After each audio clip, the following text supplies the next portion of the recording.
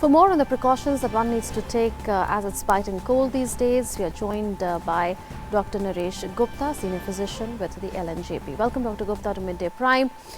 What are the precautions that one needs to take, especially when it comes to sudden exposure to cold temperature?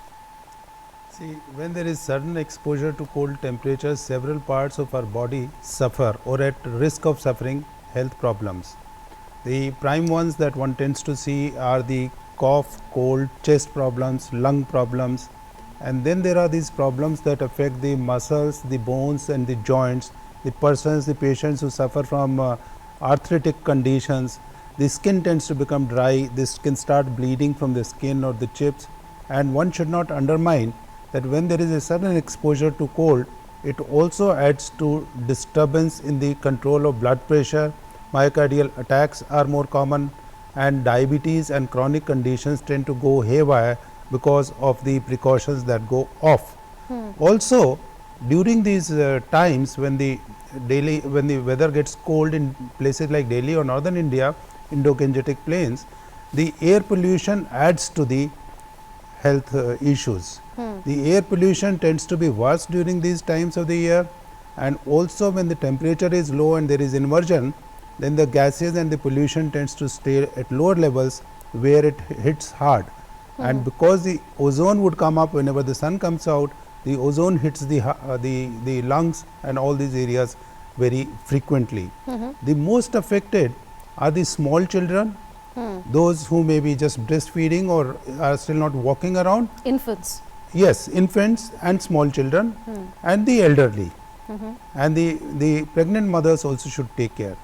In cold, so what is the care that these vulnerable groups should take? For instance, the parents of infants or children, the elderly, as well as those with medical conditions like diabetics, those with heart conditions, etc. So there are some interventions which they can undertake at home, and there are some medical preventive measures that can be instituted. Like the infants, small children and the elderly, they tend to lose a lot of heat during these cold conditions, and it could go from the head. So having a cap or covering the head is a very good measure that these persons can take. Layering of the dresses of the clothes that they wear would protect them. The hands and the feet also have to be protected.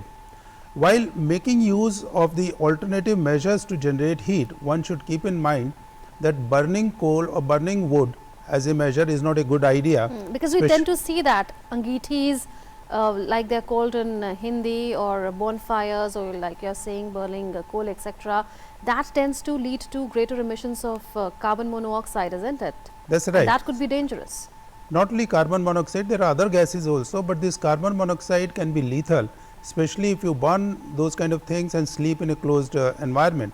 So there are many things that they can do. Also, the nutrition, the diet should be taken care of. One tends to think that these weathers are good for eating, food doesn't go bad, you can have so many things.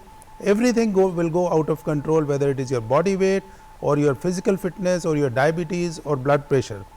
In addition to that, one should keep oneself active. You are saying active. excessive eating needs to be avoided. Excessive eating needs to be avoided. Let me also add in the same breath, the infants who are breastfeeding, they get protected from the mother's milk, because that contains protective proteins. So one should not give up these breastfeeding, and on the contrary, one should encourage, so that these infants can be prevented against the onslaught of many infections and diseases.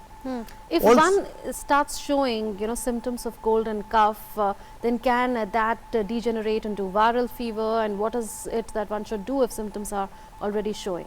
So once these attacks come, very often it is virus, but they could also be bacteria and they could also be fungi.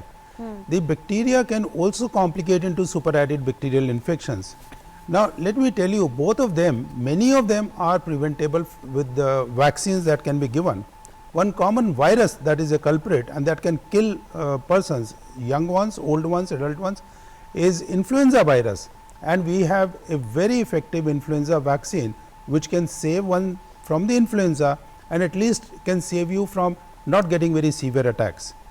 Pneumonia, chest infections can also occur from bacteria like pneumococcus, strep pneumoniae, and there is a very effective vaccine against it. It is a part of our national program also. It is given to small children, it is also given to adults, it is also given to the certain other groups of adults who are having health problems, like they could be immunocompromised, whereas influenza in the elderly, in pregnant women and the small infants and the small children is proven, whereas adults with other medical problems like heart problems, blood pressure, diabetes, cancer or on drugs, they can also benefit.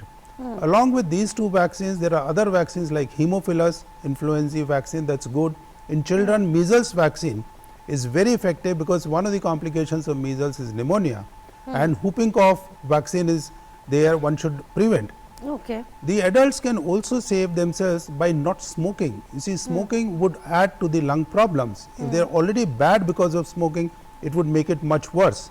One should also safeguard oneself from the air pollution and not going out in the open without being prepared for the cold winter. Yes, so Dr. Gupta, we'll have a more exhaustive discussion in subsequent bulletins on this, but that's all the time that we have for this in Midday Prime. So thank you for having joined us for now. Have a happy new year.